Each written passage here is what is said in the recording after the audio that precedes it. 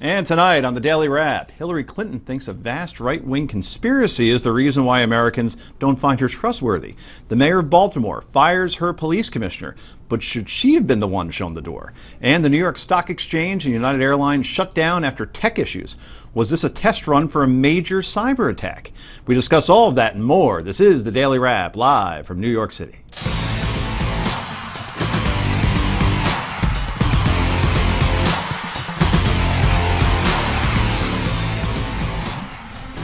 And welcome to the show, everybody. I'm Joe Concha, joined by my co-host, Rick Unger. How are you? I'm good, man. Just good? You're well. Oh, that's right. I'm supposed to answer correctly. I'm very well, thank you. Well. And you? I'm awesome, as Jane recommended. It's Wednesday. You know, it's hump day. It's hump day, isn't it? So, yeah. I never understood where that came from. And Getting over the hump of the week? Is yeah, that how that and works? it was a very interesting news day. It was, wasn't it? Yeah. So much to talk about. What's your biggest story of the night? Boy, actually, my biggest story is what's happening in Oklahoma, which I'm going to talk about later because I'm fascinated by it. Has to do with the 10 Commandments. The 10 Commandments and a governor who may be getting involved with some civil disobedience. Interesting. So. When the legal stuff clashes with the political stuff, that's when Unger's, the back of the hair in his neck really comes to light. To Mr. Unger's right, she is the editor of JaneUnchained.com. Jane Velez Mitchell is back, too long, overdue. And finally, assistant overline editor for the Commentary Magazine, CommentaryMagazine.com, Noah Rothman. Welcome back, my friend. Thank you very much. All right, everybody, let's get right to the Daily Download.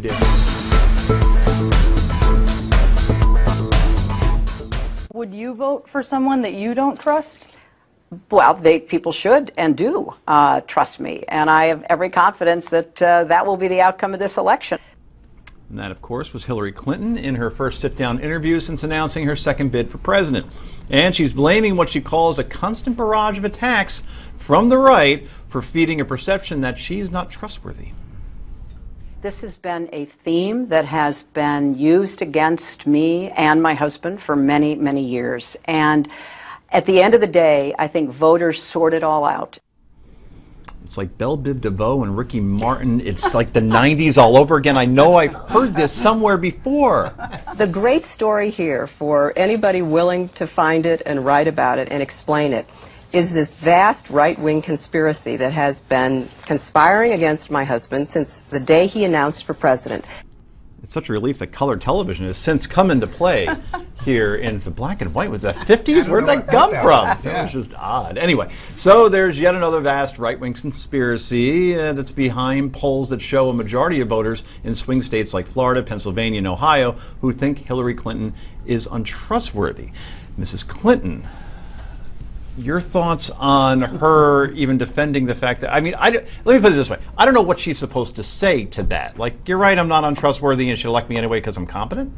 Look, I mean, here's the problem. First of all, the interview I didn't find particularly satisfying, which doesn't help. But, you know, I think we're overhitting the vast right conspiracy thing. She didn't say that. I think what she said is I'm being attacked by the right. She is. You know, but that's what they're going to do, just like the left is going to attack the right. Has it been the right, though? Because the story about the email server came from the New York Times, and the Washington Post has been pushing this as well. Very fair, not right way. Very fair comment. It is. And what I would have done if I were her is I would have said certain publications, which would have covered her, and I would have said Republicans, not the right. So I think that was a mistake. But yes, I mean, obviously the 800-pound elephant in the room was why she's really being attacked under credibility, and that's the whole server thing. You know, you can't destroy your personal server and expect people to trust you for doing it. Before you jump in, because I could feel it building during Rick's answer. I'm not going to say you're a Hillary Clinton supporter, but I have a feeling you may vote for her. All right, you're leaning that way. Do you find her trustworthy? And if you don't, do you care? I think that Hillary Clinton is in this situation where she can't do anything right, and the judgments about her are so subjective. And there's also a case of selective indignation. Now, Colin Powell used a private email. Nobody said about that when he was Secretary of State. Colin Powell destroy his server? Let me just finish my because you're dodging premise. It. We shouldn't do that. Jeb Bush, when he was governor of Florida, used a private email. Nobody got upset about that.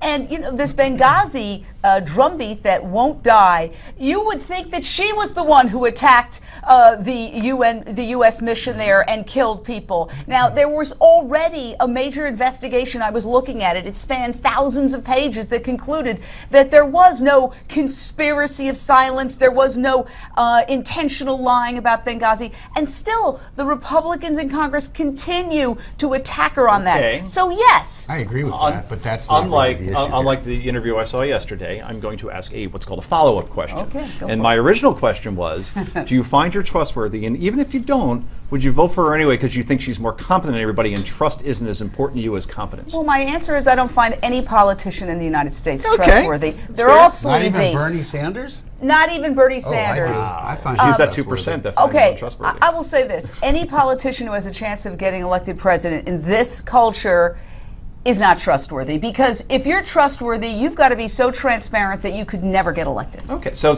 no, then that's a good transition here. Do you think that people have such a low expectation that politicians are trustworthy that it just doesn't matter to them, that maybe the media overplays the whole trustworthy question around a Hillary Clinton or around a No, Donald I Trump? don't think so, actually. This didn't happen in a vacuum. About a year ago, Hillary Clinton was trusted by a majority of people. Now she's not, to the tune of about a majority, and I think just over 50 and maybe a third. To some of your points, which were nevertheless valid, Colin Powell did use a private email when he was Secretary of State. He didn't use it exclusively. Jeb Bush did use an email. He turned over the majority of them. He didn't destroy half of his emails. About 3 or 4 falsehoods or general untruths were told over the course of that UN presser in March, where she said that she only used 1 email. Turns out there are 3. She only used 1 device. It turns out there was more than 1 device. She turned over all her emails. Well, Sidney Blumenthal had a couple. And when she was in this interview at CNN yesterday, she also said that she had never been served. She was served in March. You mean a subpoena? A subpoena. By the Benghazi Committee. Yes. So the fact is that they're not making this up. There's a lot of reason not to trust Hillary Clinton. Does it matter? Well, this is what's interesting, and I think we need to be careful. We're not politicians sitting here. We're supposed to be. You could be. Well, but I'm not. Okay. And we're supposed to look. I mean, I don't think it's a big secret that if Hillary gets the nomination, and I think she will, that I'll be voting for her. But that doesn't change the fact that this mistrust thing has, at this point, very little to do with whether or not she should have been using her personal server. So to make the comparisons between Colin Powell, et cetera, et cetera, et cetera, no one's denying that. I'm not anyhow. But you can't, when you start dodging the real issue, you're playing politician. The issue is, and what's got Americans' attention, is that she destroyed the server before anybody could look at it. If you deflect by going to, well, Colin Powell did, no, he didn't. He didn't destroy a server that we're aware of. So let's not be politicians here. Let's play it straight so that when you recommend something Hillary does, it'll have some weight to it. I think that you have to judge Hillary Clinton's record in the State Department by what she did. And this whole witch hunt about the emails, I think it's just an absolute But red that's herring. why people don't trust her. And I think that you look at her record and what did she do? And the only thing they can focus in on is Benghazi. And there's an extensive report that says she is not responsible, that nobody could have predicted the Benghazi attack. And any inaccuracies that were reported afterwards had to do with misinformation. We'll have to move on from that Well, point. no, I mean, Mrs. it wasn't Clinton predicted will have to to- move on. Mrs. Clinton also took aim at Republicans, specifically Donald Trump, for his comments about illegal immigrants from Mexico. I feel very bad and very disappointed with him and with the Republican Party for not responding immediately and saying enough, stop it. But they are all in the in the same general area on immigration. They don't want to provide a path to citizenship. They range across a spectrum of being either grudgingly welcome or hostile toward immigrants. All right, Noah, grudgingly welcoming or hostile towards immigrants, I mean, is that a very broad brush that she's painting the entire Republican field with just based on one candidate? Well, it's extremely, and that's certainly, so this question was really a gift to her campaign, but I can't blame her for taking the opportunity to tar the entire Republican field based on Donald Trump. That's what anybody in her position would do. She's allowed. That's her. That is okay. That is what she's allowed to do. And God knows they're using a broad brush and painting her from the other side. So that's certainly fair play. Last word. You have 10 seconds. Well, I think that she's right, because they did not, with alacrity, respond to Donald Trump on the Republican side and say, shame on you, Donald Trump. They waited a long time before they said anything. Because there's not a lot of leadership on that side of the table, no question. We want to hear from you. More after the break. Stay tuned. This is the Daily Wrap.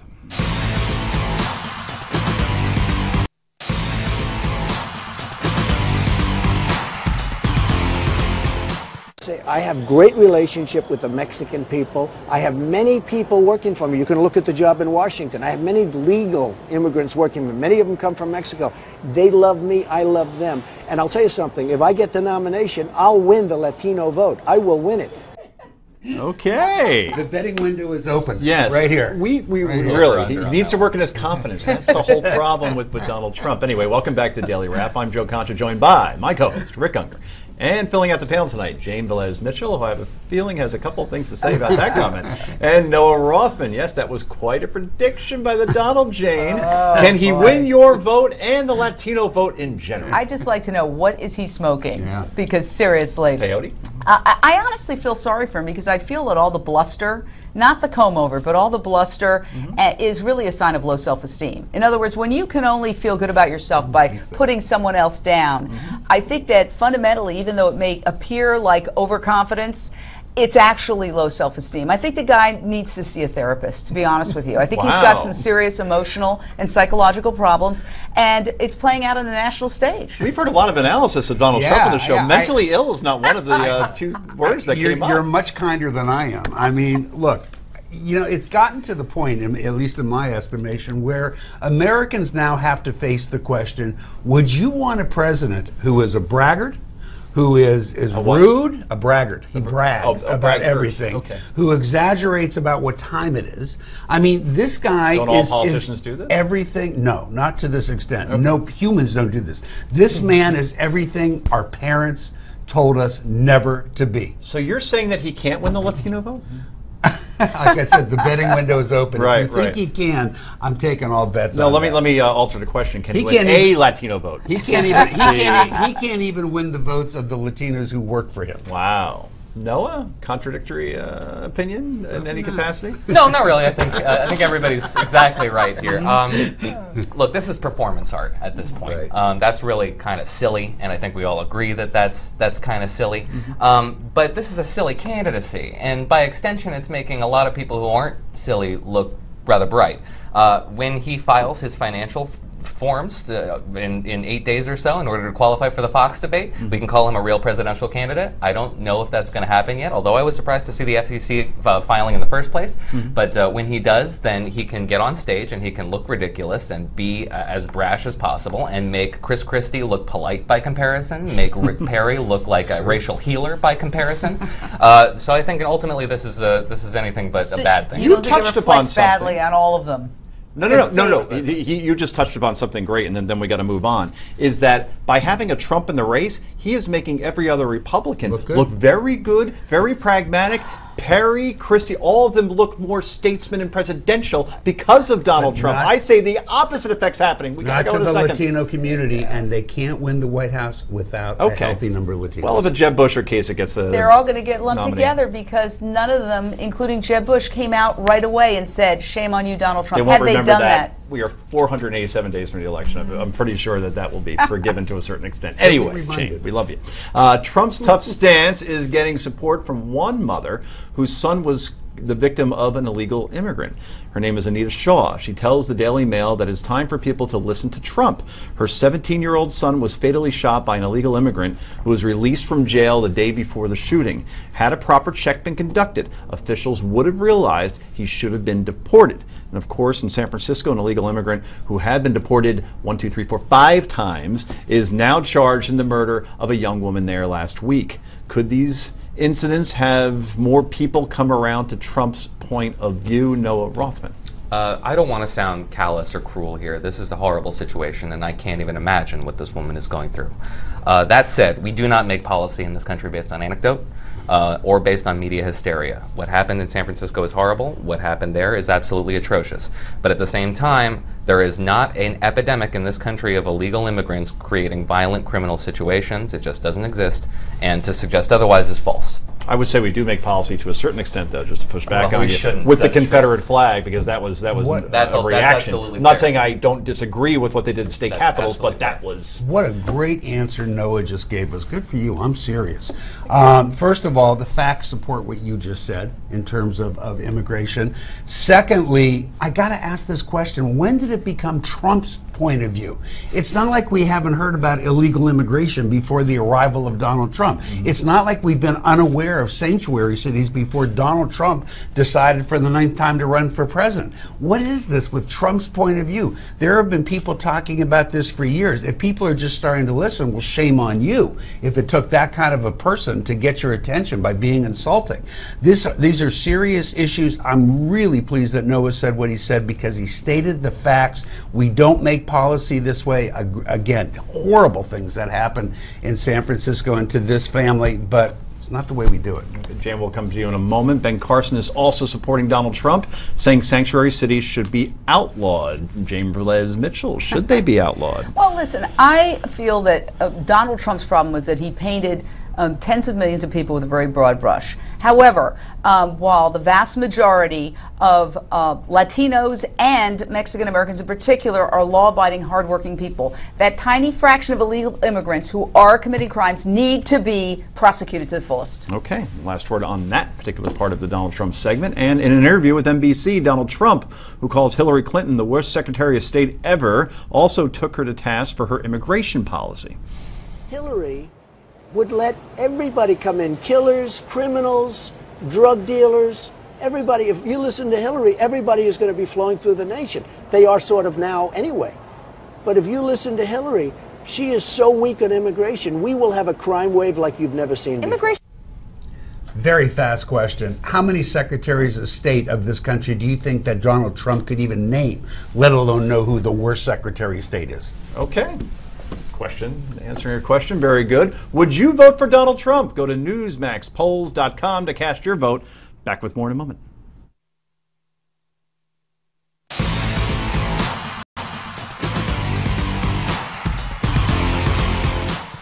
And welcome back to The Wrap. Well, it was a rough day for millions of Americans who had to deal with computer glitches that temporarily shut down the New York Stock Exchange, grounded all United Continental flights, and knocked out the Wall Street Journal's website.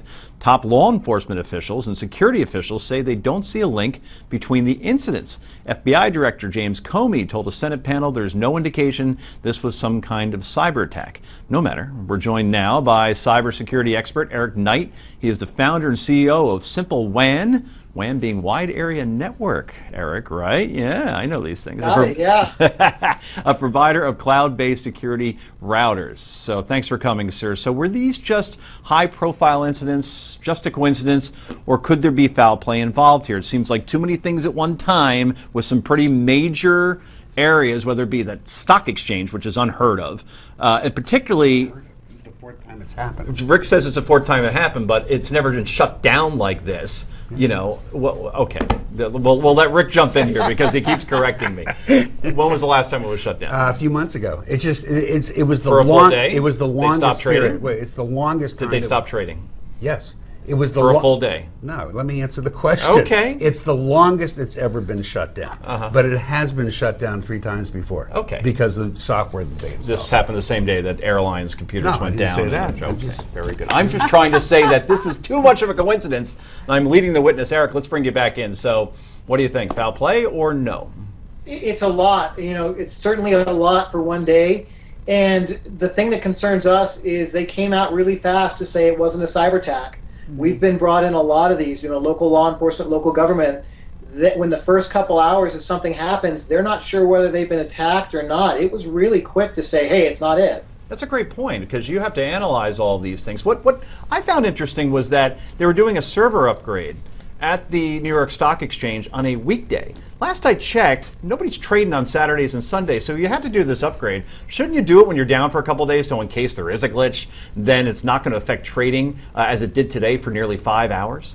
We actually say that a lot, but ironically, a lot of computer people and IT companies, IT groups, they like to do their patch Tuesday nights, and we don't get it. We always say do it Friday night. That way you have 2 days to fix it if something goes wrong. But a lot of them do this Tuesday night patch thing. Is it because the Geek Squad doesn't have a social life and they're not going out on weekends anyway, so they're just like, we'll just do it. I don't know. Why Tuesday night? It makes no sense, right? Have no idea. It could be a lot of things, but I think people like their weekends now. Yeah, I guess so. Rick, you want in? Eric, I got to say, I appreciate the way you're approaching this, because I saw some people who do what you do today being far more conspiratorial. You're raising the question, but you're doing it sensibly, and I appreciate that, because I don't think we should be scaring the heck out of people. But I got to say, from what I was able to learn today, there's a certain logic to what happened. It is strange that it happened in one day. What happened at United Airlines didn't affect flights, it affected ticketing. What happened at the New York Stock Exchange has happened a number of times, as you know, with software that they installed many, many, many months ago that just hasn't worked correctly. And most of the assessments that I'm hearing about the Wall Street Journal, it was people trying to get online to find out what was happening at the New York Stock Exchange. So, if I had to ask you, if I asked you to put a percentage on this, what likelihood is there that this really was some coordinated game being played? It's probably something like 20 to 30%. Right. What the big thing that we're worried about here is it shows how vulnerable, if they had a glitch, hacking is just exploiting a glitch. So if they can do glitches that can take down the whole system, that just told the world that they can be hacked. How prepared do you think we are, Eric, in terms of a major cyber attack? I mean, it happened, as we all know, in Die Hard 4. And now, it did. No one saw that one, so I have to remind people of this. But still, I mean, it seems like that would be the next war. That's not going to be fought with sticks and stones, but it's going to be fought with bytes and bits. It is. It's, we say it'll be the new, basically the new war zone, and we're not prepared at all, because everybody has the attitude, hey, I've been connected to the internet for 15 years and nothing's happened. What's changed? And what's changed is you have states and you have countries, you've got people that'll be like, I'll be a hacker for hire. You can give me a couple $100,000, I'll do whatever you want, sitting in their basement. So now it's worth money. You can actually do things with it, to where 10 years ago it didn't mean a whole lot. Okay, and in only about 30 seconds, where do you think a major cyber attack would most likely happen? I always hear power grid. Is that the most vulnerable, or would that be the one that caused the most chaos? A lot of the power grids are actually separate, completely isolated systems, so we don't see that. Right now, everybody's targeting, personal and the financial markets, because they're connected into the, even this NYS, this New York Stock Exchange thing, they're connected. They have extra systems that are outside connecting back to it, and that's going to be the scare part. Eric Knight, founder and CEO of Simple WAN, Wide Area Networks. Thanks so much for joining us. We appreciate it tonight. Great, thank you guys. Okay, quickly, Rick, final word. He was great. I happen to think that cyber warfare is the most threatening thing we have on our plate today. But what I do want to point out is major American corporations are attacked every single day of the week. Mm-hmm. We just don't hear about it. It should be the biggest thing we're facing right now and reacting to. We heard about Sony, and look what it did to that Seth Rogen movie. Anyway, what do you make of these computer issues? Go to newsmaxtv.com/comments. Let us know. We'll read some of your comments on the air. Back with more after the break.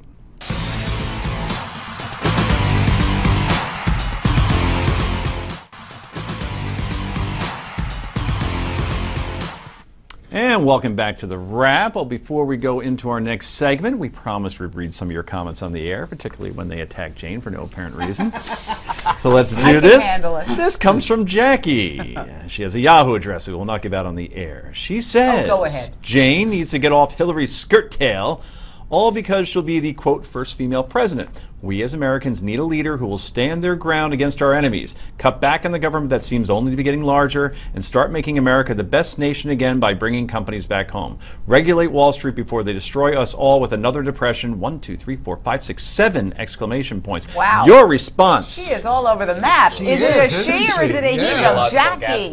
Yeah. She was No, listen. I think, and Jackie, if you're listening, I think that we have to realize that women are often attacked no matter matter what they do. And I think all of these relentless attacks on Hillary are going to backfire because 50% of the population are women. Women like me who have experienced the same thing. That if you talk loud, you're a B word, but if you speak softly, you're a wimp. And there's this sort of indefinable place in the middle, which usually is 34, 24, 34, if you know what I mean. That's the perfect place to be as a woman. That's the combination of my luggage. Be hot, wear high heels, have a short skirt and a perfect body, and then you sound just the way you're supposed to sound. Yeah, I'm going to stand up for Jane here. I think that's a little bit sexist to presume that she's supportive of Hillary's position because she's a woman. I don't think that's true. Interesting. Thank you. She's voting for Bernie Sanders anyway. It doesn't matter. All right, very good. Let's get to our actual segment, but keep your comments coming, please. Advocates of the Second Amendment are now trying to piggyback on last month's Supreme Court ruling to legalize gay marriage in all 50 states, saying that the ruling is a victory for them as well. Pro-gun groups argue that the ruling could roughly trickle down to looser restrictions for concealed carry licenses as well. Bob Owens, he's the editor of BearingArms.com, wrote an article the same day as the ruling that said, and we quote, "Using the same due process clause argument as the Supreme Court just applied to gay marriage, my concealed carry permit must now be recognized as valid in all 50 states and the District of Columbia." Rick, this seems like a stretch to try to use this one law in order to justify another. You have a law degree, you love this stuff. Where do you stand? This is a very simple case of somebody who doesn't understand the difference of federal jurisdiction and state jurisdiction.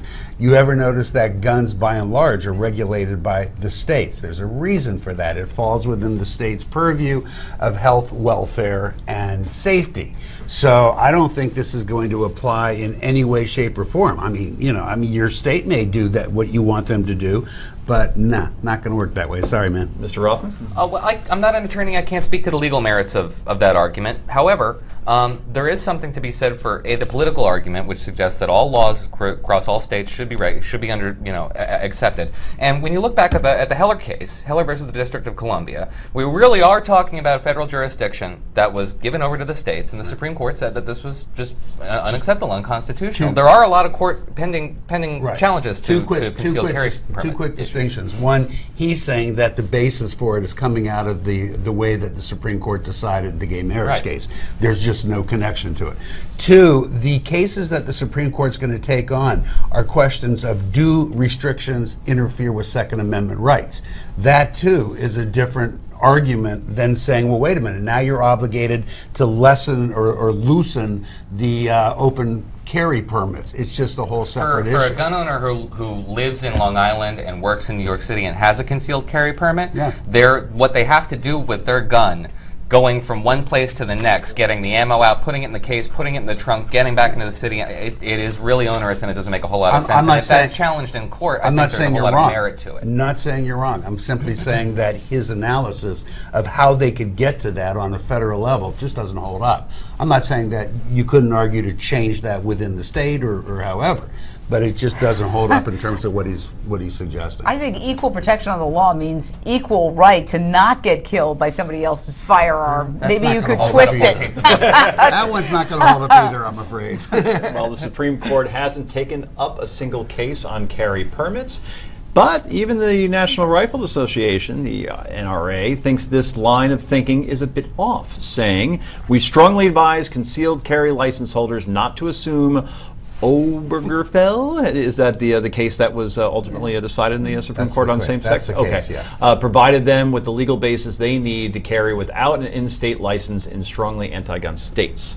So what do you make of this argument? I agree with the NRA? Yes, you do. Good Lord. That's a shocker. It's time to go home. Well, I'd like to make a point. We were talking about the cyber security, and the right to bear arms was all about militias being able to defend against a totalitarian state. And what we're starting to realize now is that guns aren't going to be the means of defense. It's all going to happen on these things, and that's where we really have to realize that the founding fathers couldn't have predicted our society today. I am not a gun guy by any stretch of the imagination. I've done the research. The argument doesn't work. No, I'll get your opinion on this when we get back, unfortunately. So what do you think of these pro-gun advocates? Are they right? Are they wrong? Go to newsmaxtv.com/comments and share your opinions. Obviously, we'll share them on the air, especially if they're against Rick in any capacity. More after the break. Yes, this is the Daily Wrap. Do not go anywhere.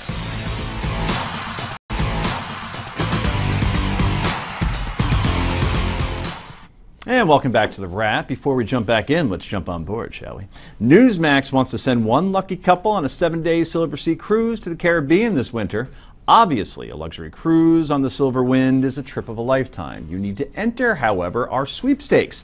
Visit newsmax.com/sweepstakes. That's newsmax.com/sweepstakes to enter. All right, it's potluck time. It's a part of the show. We go around the table, share our favorite stories of the day. Unger, what are you serving up? Well, I am absolutely fascinated with the story out of Oklahoma today. As some people may know, last week the Oklahoma Supreme Court decided that it was illegal for the Ten Commandments statue, I don't know what you call it, but the Ten Commandments are on the monument, thank you, someone just told me that in my ear, on the grounds of the Oklahoma governor's mansion and where the state legislature is. The court ruled that it's against the state's constitution to have that there, you're looking at it now, because the Constitution prohibits anything that favors or would offend or do anything to one religion or offend another religion. So this was the decision of the Supreme Court. Today, the governor of Oklahoma, Mary Fallin, indicated, and it's important when I say indicated because she actually doesn't have the power at this point to do anything about this for a reason I'll explain in a moment. She indicated that while she respects the Oklahoma Supreme Court, it's important that we remember that there are two other branches of the Oklahoma government. I have no idea what she means by that, but assumably that means she's not so sure that she wants to enforce this law. Now, all of these grounds are under the control of a state-operated commission.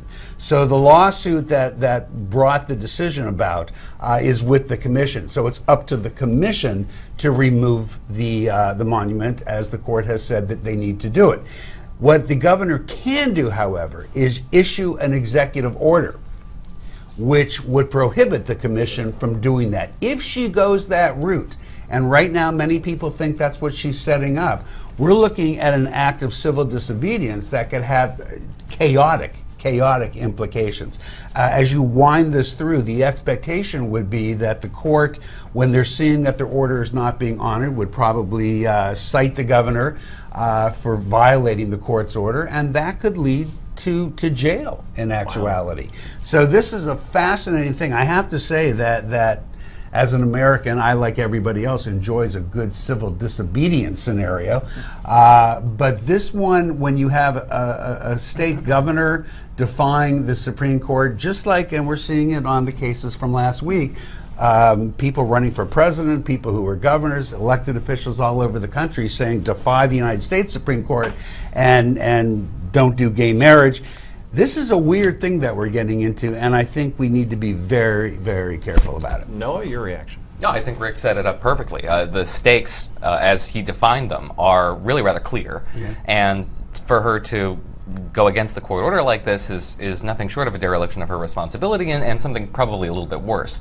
This sounds to me like political posturing, is a very disingenuous form, in fact, in order to whip up a frenzy among some people who are being misled by people who are very willing to mislead them, as we discussed last week. This sounds to me like what that is, and it's lamentable, but I don't think it's going to go so far as to actually enforce, I think you're probably right. Order. I think she will follow the order. Well, it's very simple. Separation of church and state. If you look at the Ten Commandments, so there's some good ones like thou shalt not kill, but there's a lot that are very specifically religious. So how is it that she could be confused that this is allowable? And why was it even there in the first place? Why was a privately paid for statue with the Ten Commandments, or what it is, some kind of monument, put there on the state grounds to begin with?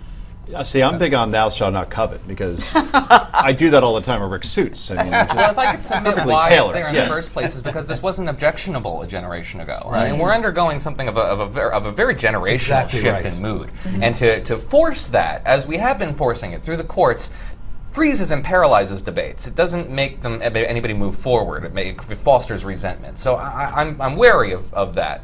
But this is the law, and when we're talking about the law, you do have to enforce it. So eventually they should acquiesce. But there's social constraints that will be exacerbated. And by the way, there is potentially a way out of this, which is an amendment to the Oklahoma Constitution, and you may see that take place. If it does take place, you can expect the state court to now take another look at it and say, but does it still violate the United States Constitution? I think this is good because I certainly hate the idea of what is ought to be. If we say what is ought to be just because it is, then we do not evolve as a culture. That's why we're having this whole battle over the Confederate flag. Because, yes, they've been there, and all of these army bases have been named after Confederate soldiers. And now we're looking at it from a new lens and going, it's not such a great idea. Well, in Oklahoma, as they say, these things get resolved sooner or later. I got because it. they're the Oklahoma Sooner and stuff and thing. Anyway, Can we go to commercial, please? Yes.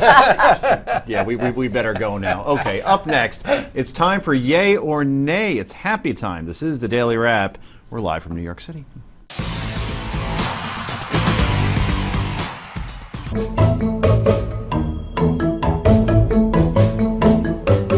And welcome back to Daily Wrap. Well, we have some big news to share out of Baltimore tonight. The city's mayor, Stephanie Rawlings Blake, she's fired Police Commissioner Andy Batts.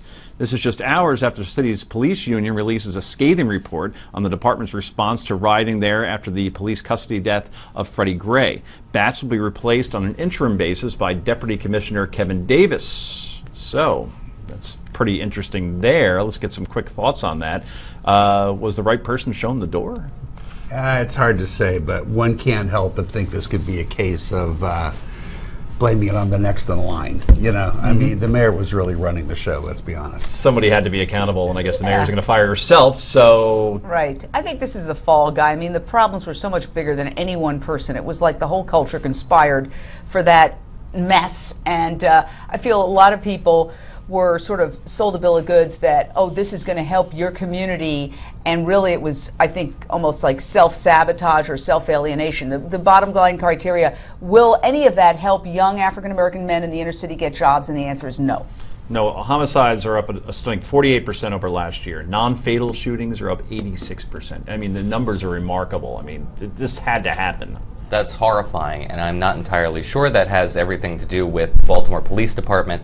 If we're talking about the riots and how they started, I really think that Stephanie Rawlings Blake deserves a lot more blame than the police commissioner does, without any understanding the inner workings of that situation, because we know that there was a big pullback effort, and that wouldn't have occurred in any other police department. Any police department on earth knows to address rioting the second it happens. That's an order that comes from above. Yep, Lieutenant was only acting on the general's orders. I agree with you on that. Okay, happier times now. It's time for Yay or Nay. First up, we told you about the New Hampshire Independence Day Parade. Hillary Clinton walked over the weekend, where her staff decided roping in reporters as she met with potential voters was a swell idea. Well, one picture she took with the voters causing quite a stir on the internet right now. Take a look. This was a photo of Mrs. Clinton with a tattooed man that simply read white, as in white power. It was only after the reporter pointed out said tattoo that the Hillary camp deleted the photo from her Twitter account. Should all presidential candidates, Noah, have to check body ink before shaking hands? Well, that's a weird one. I actually feel for Hillary Clinton's team, because if you look at that image, that gentleman is an amputee. He doesn't have his right leg. So her team probably looked at that guy, saw a wounded vet, and went up to him and shook his hand. They didn't happen to know that he had that tattoo, and who knows? The guy's name could be White. Who knows? Right. But I mean, it just suggests that it's a white power symbol, and that would be unfortunate. I just think that, again, this is why Hillary can't win no matter what she does. If she pre-screens her people attack her. Oh, you're pre-screening and selecting people, and you're being a phony baloney. And then if she goes up to somebody and shakes their hand, oh my God, look, he's got an offensive tattoo. So, it's like, you can't win. The only thing I would say to that is if Ted Cruz did that, it's like, see, he believes in the, it's just unfair. It's unfair to her, it's unfair to anybody. Yeah, and I wouldn't say that to Ted Cruz. You can't know what ink of somebody you're shaking hands with. I do have to say, though, I find it highly unlikely that a white supremacist would be at a Hillary Clinton rally and happily, with a smile on his face, shaking her hand. Yeah, but Rick, so I wonder if it doesn't mean something else. Rick, there was an ISIS flag at a gay parade in London just last week. Those were miniature condoms. Those weren't. That's a very good point. Yes, okay. right. Well, Disney Studios announced yesterday that they are preparing a new Star Wars prequel.